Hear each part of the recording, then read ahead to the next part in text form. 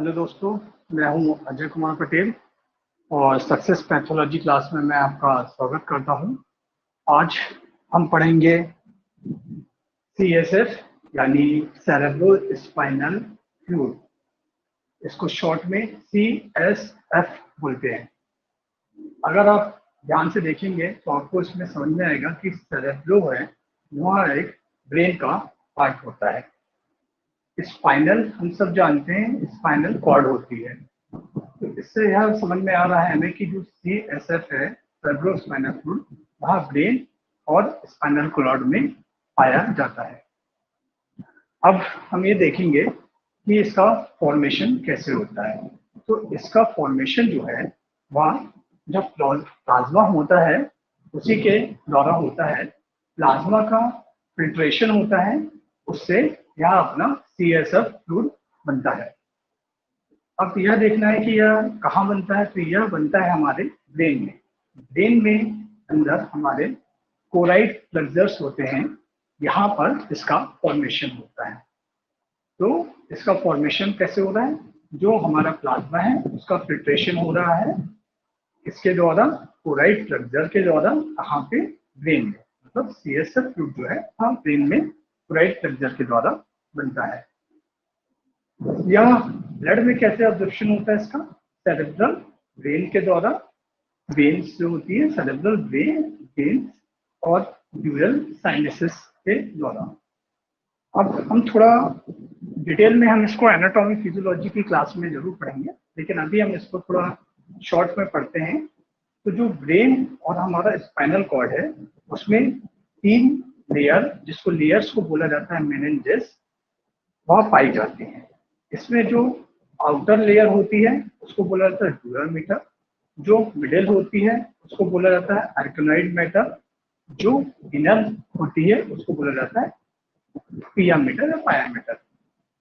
अब जो arachnoid matter है मिडिल वाली और जो इनर वाली पाया मैटर है, इन दोनों के बीच में एक कैविटी होती है, उसे या स्पेस होता है, हम उसे बोलते हैं सब एरिकोनाइड स्पेस। ठीक है, ये एरिकोनाइड से बना हुआ है सब एरिकोनाइड स्पेस। इसी के अंदर यहाँ पे सीएसएफ जो फ्लूइड है वह प्रेजेंट होता है।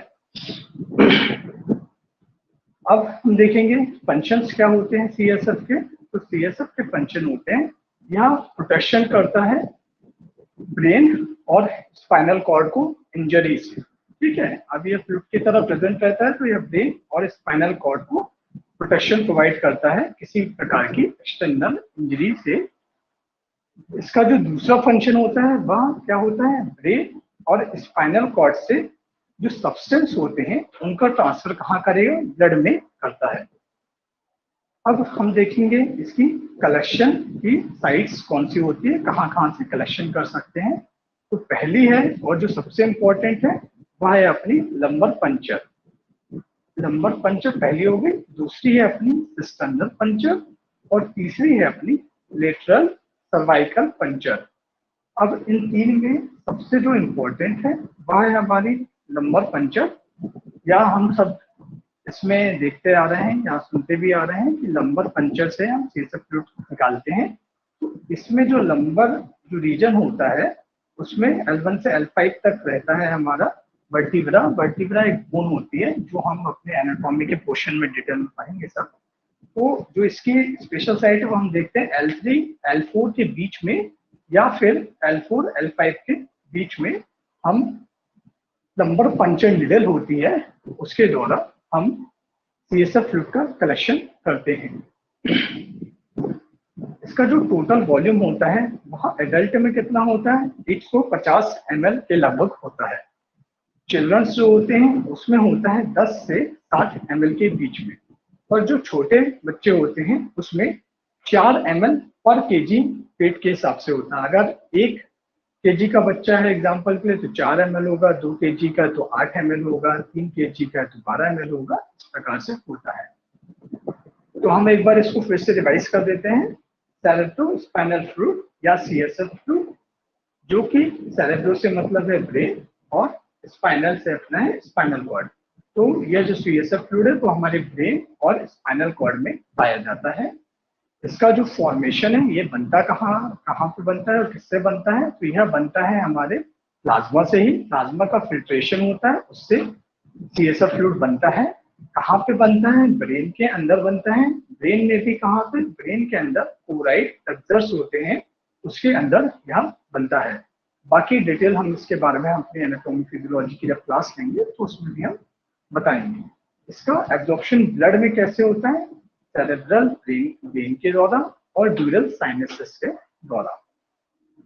ब्रेन और स्पाइनल कॉर्ड 3 लेयर्स या 3 मेनिंजेस, लेयर को यहाँ मेनिंजेस बोला जाता है, तो 3 लेयर्स या 3 मेनिंजेस से बनती है।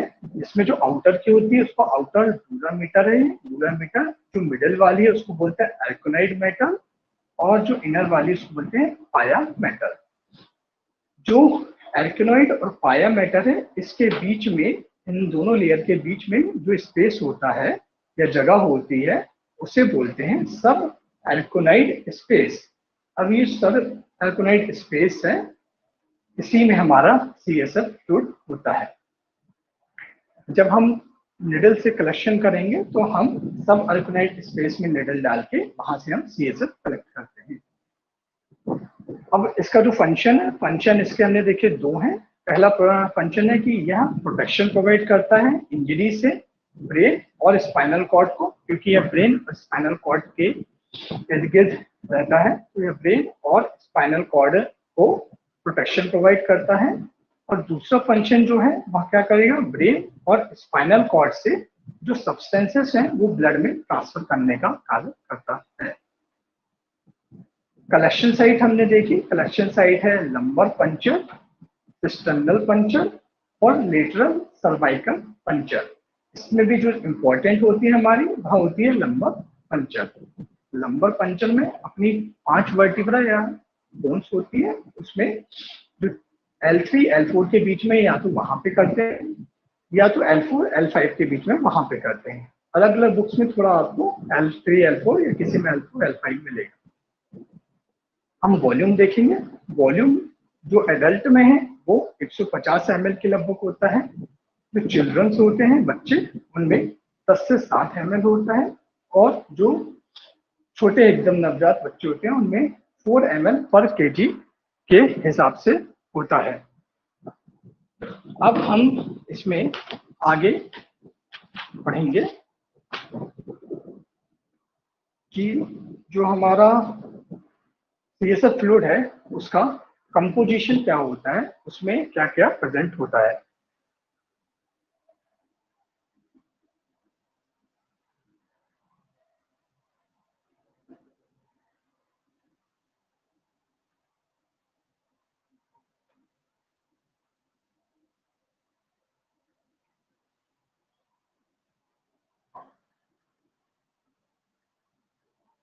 यहाँ आपको स्पेलिंग संबंध में आ रही हो कोई बात नहीं, हम इसके आपको हमारी सक्सेस पैथोलॉजी क्लास की जो व्हाट्सएप ग्रुप है हम उसमें आपको इसका PDF भी प्रोवाइड कर रहे हैं।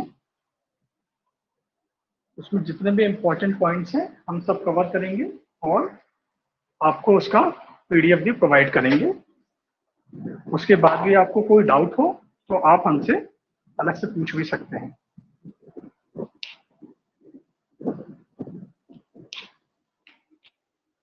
तो अब हम देखेंगे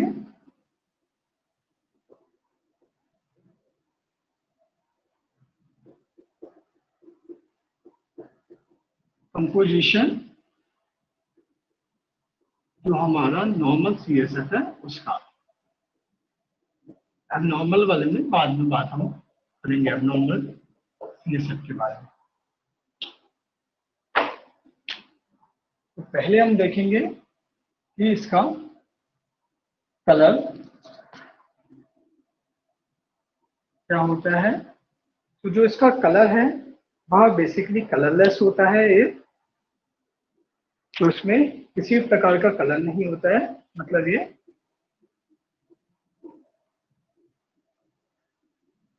कलरलेस होता है। दूसरा पॉइंट हम देखेंगे कि इसका pH कितना होता है।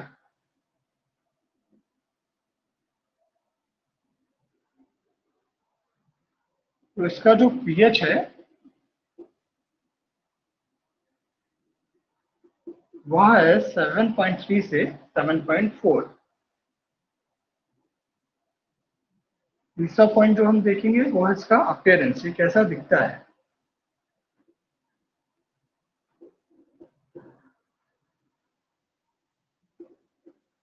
तो यह क्लियर रहता है, एकदम ट्रांसपेरेंट। आपको अगर नॉर्मल सीएसएफ है तो साफ दिखाई देगा आपको। चौथा और इम्पोर्टेंट भी है स्पेसिफिक ग्रेविटी।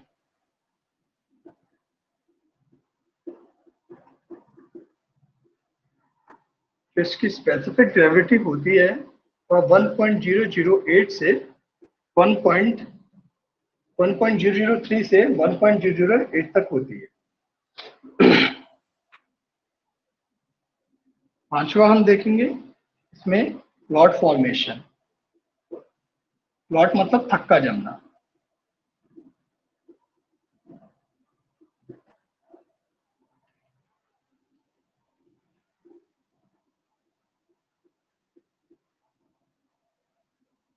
छठवा जो पॉइंट है इसमें जो सॉइलेट पार्टिकल्स हैं वो कितने होते हैं।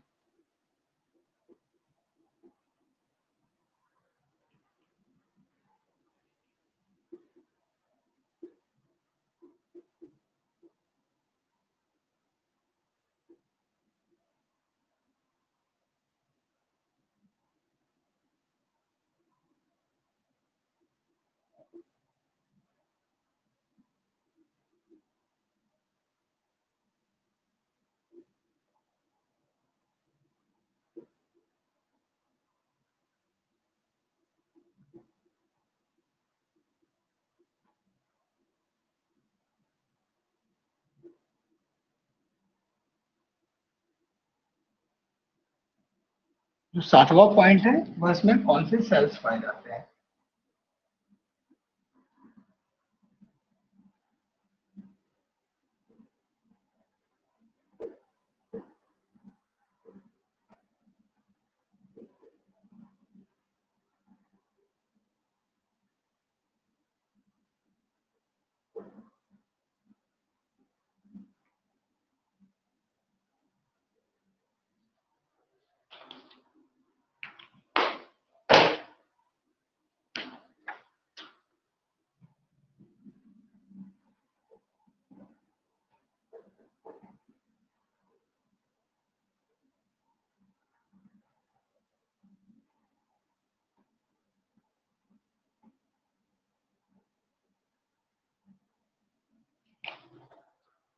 तो अब हम सीएसएफ जो फ्लूइड है उसके कंपोजिशन के बारे में बात करेंगे। तो यहाँ हम नॉर्मल जो सीएसएफ है उसके बारे में भी बात कर रहे हैं।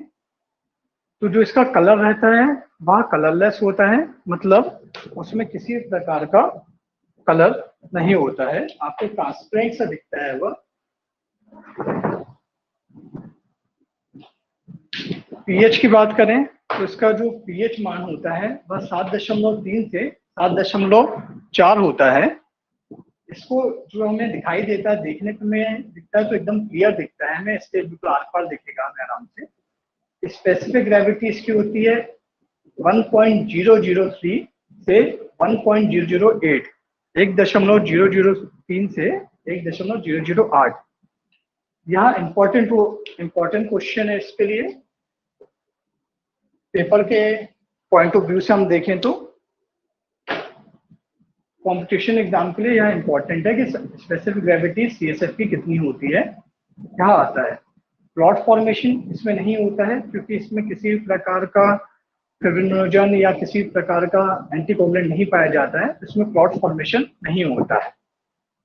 नॉर्मल सीएसएफ की हम बात करें अगर तो जो सॉइलेट पार्टिकल्स होते हैं वहाँ इसमें कितने होते हैं 0.85 से 1.70 ग्राम पर डेसीलीटर। आप इसे जूम करके भी देख सकते हैं जहाँ पे आपको छोटा लग रहा हो। बाकी हम आपको हमारी सक्सेस पैथोलॉजी क्लास के व्हाट्सएप ग्रुप पे इसका पीडीएफ प्रोवाइड करेंगे। तो इसकी प्रोटीन, इसमें प्रोटीन की जो वैल्यू होती है यह भी इम्पोर्टेंट है। प्रोटीन और ग्लूकोज, प्रोटीन होती है अपनी 15 से 45 मिलीग्राम पर डेसीलीटर उसमें भी प्रोटीन में एल्ब्यूमिन होता है और ग्लोबुलिन होता है। तो एल्ब्यूमिन ग्लोबुलिन का अलग अलग परसेंटेज है। ग्लूकोज जो है, ग्लूकोज होता है 40 से 80 मिलीग्राम पर डेसीलीटर। इसमें जो सेल्स पाए जाते हैं वहाँ हमारे 0 से 8 लिम्फोसाइट्स पर क्यूबिक एमएम में पाए जाते हैं। इसमें इंपॉर्टेंट यह है कि न्यूट्रोफिल, इसमें जो नॉर्मल हमारा सीएसएफ है उसमें न्यूट्रोफिल जो है वो एब्सेंट होते हैं। तो हमने देखा कि जो नॉर्मल सीएसएफ है उसका में कोई भी कलर नहीं होता है। उसका जो पीएच होता है 7.3 से 7.4 होता है। जो यहाँ हमें दिखाई देता है वो क्लियर दिखाई देता है एकदम। स्पेसिफिक ग्रेविटी जो इम्पोर्टेंट है इसकी वह है 1.003 से 1.008। इसमें किसी प्रकार का क्लॉट यानी थक्का थक्का नहीं जमता है। हम इसे रख देंगे तो किसी प्रकार का थक्का नहीं जमेगा अगर नॉर्मल सीएसएफ की बात करी जाए तो। इसमें जो सॉइलेट्स हैं तो वह हमारा है सॉइलेट पार्टिकल, वह है 0.85 से 1.70 ग्राम पर डेसीलीटर। प्रोटीन के जो वैल्यू है इसमें ये दोनों भी इंपॉर्टेंट है आपके एग्जाम के हिसाब से अगर बात की जाए तो। प्रोटीन और ग्लूकोज, तो प्रोटीन है हमारा 15 से 45 है वैल्यू और ग्लूकोज है उसकी 40 से 80 है वैल्यू। और जो सेल्स इसमें पाए जाते हैं नॉर्मली वह होते हैं लिम्फोसाइट्स, वो भी 0 से 8। ठीक है, इससे ज्यादा है तो एबनॉर्मल है। न्यूट्रोफिल तो उसमें टोटली एब्सेंट ही होता है। अब हम आगे पढ़ेंगे।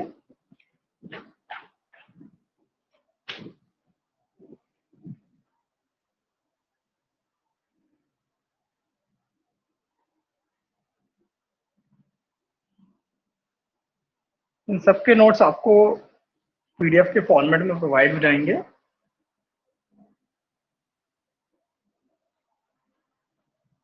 छोटे से छोटे और इम्पोर्टेंट चीजें सब हमने इसमें कवर करने की कोशिश की है।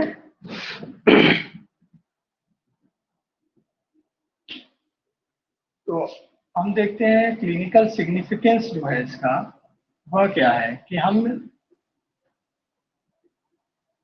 सीएसएफ टेस्टिंग क्यों कर रहे हैं। तो जो क्लिनिकल सिग्निफिकेंस है इसका, जो इम्पोर्टेंस है इसकी, वह इसलिए है क्योंकि जो हमने अभी देखा मेनिंजेस लेयर होती है, तो ऐसे ही हम मेनिंजाइटिस बीमारी होती है तो उसके बारे में हम इससे पता लगा सकते हैं सीएसएफ फ्लूइड की टेस्टिंग से। एंसेफ्लाइटिस एक बीमारी होती है, उसके बारे में हम जानकारी हमें प्राप्त होती है इससे। स्पाइनल कॉर्ड का कोई ट्यूमर होता है उसके बारे में हमें जानकारी मिलती है इससे। सब एर्किनॉइड जो हमने अभी लेयर देखी, अगर वो कहीं से रप्चर हो जाती है, मतलब टूट जाती है, कहीं फट जाती है, तो उसके बारे में हमें इससे जानकारी प्राप्त होती है। इसलिए हम इसका जो सीएसएफ है इसकी टेस्टिंग करते हैं। अब इसके बाद हम नेक्स्ट पॉइंट पे जो बात करेंगे वह है स्पेसिमेन जो इसका कलेक्शन जो है सीएसएफ का।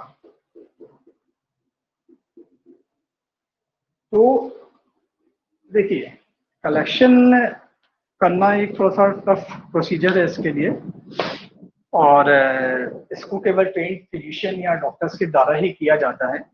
बाकी सब लोगों के द्वारा नहीं किया जाता है। जैसे हम लैब टेक्नीशियन जनरली सब जगह सैंपल ले लेते हैं, तो ऐसे नहीं किया जाता है इसका कलेक्शन। अगर हमारे एग्जाम के पॉइंट ऑफ व्यू से बात की जाए तो हमें कलेक्शन प्रोसीजर पढ़ने की जरूरत नहीं है। बाकी मैंने आपको बता दिया कि लंबर पंचर ड्रिल का यूज करके हम लंबर पंचर जो हमारा एरिया है L3 L4 या L4 L5 वह इम्पोर्टेंट है, इसके बीच में हम कलेक्शन करते हैं। तो कलेक्शन करने के बाद हमें इसको ना इमिजिएटली, मतलब तुरंत हमें या फिर 1 घंटे के अंदर इसको प्रोसेस करना है। हमारी जो भी टेस्टिंग करनी है हमें जिस चीज के लिए, उसके लिए हमें इसको आगे प्रोसीड कर देना है। अब हम देखेंगे कि हमने कलेक्शन किया, तो कलेक्शन हमने करीबन अप्रोक्सीमेटली हम बात करें तो हम 3 to 5 ml कलेक्शन करेंगे इसका। उसके बाद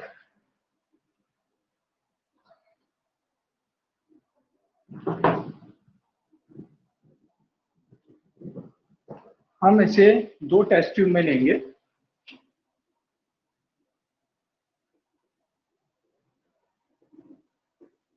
कई बुक्स में आपको 3 टेस्ट ट्यूब या 4 टेस्ट ट्यूब में मिलेगा, बट जो स्टैंडर्ड बुक हम देख रहे हैं उसमें हम बोले जैसे 2 टेस्ट ट्यूब में हम लेंगे।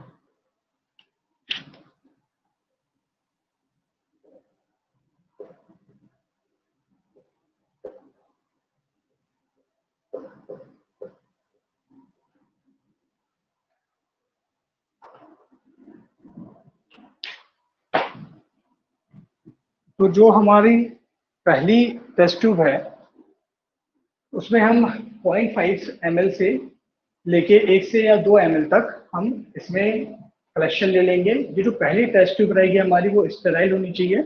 स्टेराइल से मतलब है हम उसे ऑटोक्लेव करके यूज कर लेंगे, या तो हम ऐसा करेंगे उसके अंदर स्टेराइल से मतलब है कि किसी भी प्रकार के माइक्रो ऑर्गेनिज्म नहीं होने चाहिए। क्योंकि यह जो टेस्ट ट्यूब है वह हम काय के लिए यूज कर रहे हैं, बैक्टीरिया का जो कल्चर लगाने के लिए हम यूज कर रहे हैं। इसलिए इम्पोर्टेंट है कि हम स्टेराइल लें। कलेक्शन करना डिफिकल्ट प्रोसीजर होता है, तो ऐसा नहीं है कि हम लापरवाही बरतें और बार बार पेशेंट को परेशानी हो। इसलिए हम स्टेराइल पहली बार में ही हम कोशिश करेंगे कि हम स्टेराइल एक पहले टेस्ट लें, वो स्टेराइल लें जिसमें हम 0.5 से लेके 1 से 2 ml तक का हम उसमें CSF फ्लूइड डाल देंगे और वो बैक्टीरियल कल्चर के लिए यूज करेंगे। अब हमारी जो सेकेंड टेस्ट ट्यूब रहेगी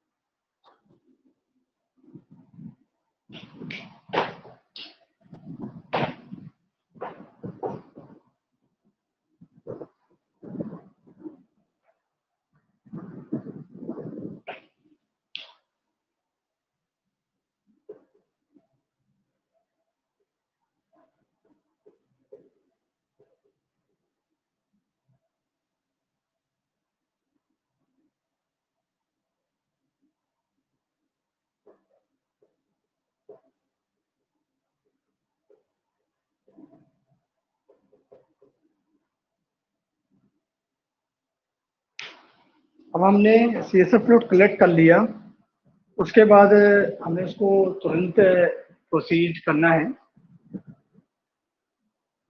और तुरंत प्रोसीड करने के बाद या तो 1 घंटे के अंदर उसे हमने 2 टेस्ट ट्यूब में लिया। पहला टेस्ट ट्यूब है हमारा, पहला टेस्ट ट्यूब में हमने लिया था, हमने बताया कि स्टेराइल टेस्ट ट्यूब लिया हमने, क्योंकि हमें बैक्टीरिया का कल्चर लगाना है। अब हम इसमें बात करेंगे कि इसको जो बैक्टीरिया कल्चर लगाना है, इसलिए हम जो पहला टेस्ट ट्यूब है हमारा उसको रेफ्रिजरेटर में स्टोर करके नहीं रखेंगे, क्योंकि कुछ अपने जो बैक्टीरियाज होते हैं जैसे कि नेसेरिया मेनिनजाइटिस, तो वहाँ बैक्टीरिया अगर हम उसको रेफ्रिजरेटर में रखेंगे तो वहाँ पे मर जाएगा, किल हो जाएगा, आप समझ लीजिए। इसलिए हम जो हमारी टेस्ट ट्यूब 1 है जो बैक्टीरिया कल्चर के लिए यूज हो रही है उसको रेफ्रिजरेट नहीं करेंगे, उसको फ्रिज में नहीं रखेंगे। जो हमारा टेस्ट ट्यूब 2 है उसको क्या करेंगे, पहले सेंट्रीफ्यूज जो मशीन होती है उसमें सेंट्रीफ्यूज करेंगे, तो उसमें 2 पार्ट में डिवाइड हो जाएगा। जो उसका भारी पोर्शन या पार्टिकल्स रहेंगे वो नीचे सेडिमेंट हो जाएंगे, नीचे जम जाएंगे, और जो हमारा लिक्विड वाला पोर्शन उसमें रहेगा वो ऊपर सुपर नेट्रिन जिसको बोलते हैं, या ऊपर वाला जो अपना टेस्ट ट्यूब है, तो ये हमारा टेस्ट ट्यूब है समझ लीजिए। तो जो हमारा अगर हम सेंट्रीफ्यूज करेंगे, जो नीचे वाला ये पार्टिकल है वहाँ हमारा सेडिमेंट कहलाता है, और जो हमारा ये पानी वाला लिक्विड वाला पोर्शन है समझिए उसमें, वह हमारा सुपर नेट्रेंट कहलाता है। ठीक है, तो वहाँ जो सुपर नेट्रेंट है ऊपर वाला हमारा, वहाँ काय के लिए यूज कर रहे हैं, बायोकेमिकल टेस्ट के लिए यूज कर रहे हैं। और बायोकेमिकल टेस्ट कौन कौन से लगाने होते हैं, ग्लूकोज, प्रोटीन, क्लोराइड एक्सेट्रा जो हमें लगाने हैं हम उसके लिए यूज कर रहे हैं। उसके लिए टेम्परेचर क्या होना चाहिए, 2 से 8 डिग्री सेल्सियस पर हम स्टोर करके रख सकते हैं, वह भी सिर्फ 2 से 3 घंटे के लिए, उससे ज्यादा नहीं। और जो हमारा नीचे वाला पोर्शन है, जो हमारा पार्टिकल्स जो हमारे सेडिमेंट या नीचे डिपॉजिट हो गए थे, उससे हमें स्मेयर बनानी होती है। तो स्मेयर कौन कौन सी बनाएंगे, ग्राम स्टेनिंग करके देखेंगे उसकी, एसिड फॉर स्टेनिंग करके देखेंगे, और डीएलसी डिफरेंशियल ल्यूकोसाइट काउंट करके देखेंगे, और किससे, लीसमैन स्टेन के द्वारा हम डीएलसी काउंट करके देखेंगे। इसके अलावा हम एक और प्रकार का स्टेनिंग करेंगे, बेड माउंट करेंगे, इसके लिए ट्रिप्नोसोमा के, एक डिसीज होती है उसके लिए हमें यह देखने के लिए करना होता है। एक और हमारी स्टेन मेथड है, इंडिया इंक स्टेनिंग मेथड होती है, यह होता है क्रिप्टोकोकस के लिए। क्रिप्टोकोकस के लिए एक बार हम फिर से इसको क्विक रिवीजन करते हैं।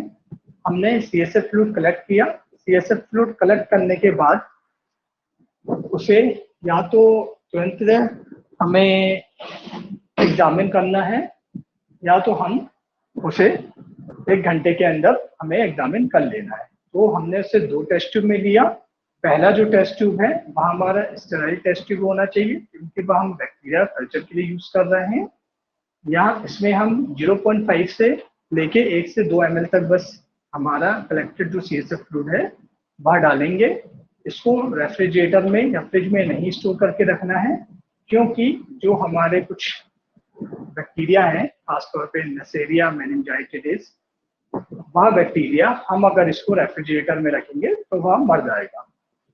जो हमारा टेस्ट ट्यूब 2 है उसको सेंट्रीफ्यूज करना है। सेंट्रीफ्यूज करने के बाद में 2 पार्ट में वो डिवाइड हो जाएगा। जो ऊपर वाला है उसे लिक्विड वाला या पानी जैसा पार्ट है उसे हम सुपर नेट्रेंट बोलते हैं, और जो नीचे वाला उसमें जो पार्टिकल्स हैं वह डिपॉजिट होते हैं नीचे, उनको बोलते हैं सेडिमेंट। अब जो ऊपर वाला हमारा सुपर नेट्रेंट है उसको हम यूज कर रहे हैं बायोकेमिकल टेस्ट के लिए, उसको हम यूज कर रहे हैं बायोकेमिकल टेस्ट करने के लिए, जैसे ग्लूकोज, प्रोटीन, क्लोराइड का टेस्ट करने के लिए 2 से 8 डिग्री सेल्सियस पे इसको स्टोर कर सकते हैं 2 से 3 घंटे के लिए। जो नीचे वाला हमारा पोर्शन है, एलिमेंट है, वो 3 स्मेयर बनाने हैं उसके, gram staining, acid fast staining या डिफरेंशियल ल्यूकोसाइड काउंट या डीएलसी बोलते हैं इसको शॉर्ट में, वो लीसमैन स्टेन से करेंगे हम। इसके अलावा हम बेड माउंट करेंगे ट्रिप्नोसोमा के लिए, जो कि स्लीपिंग सिकनेस इसके द्वारा होता है इंडिया इंक प्रिपरेशन करेंगे, ये भी एक स्टेन है, इसके लिए क्रिप्टो फोकस के लिए। अब हम आगे चलते हैं।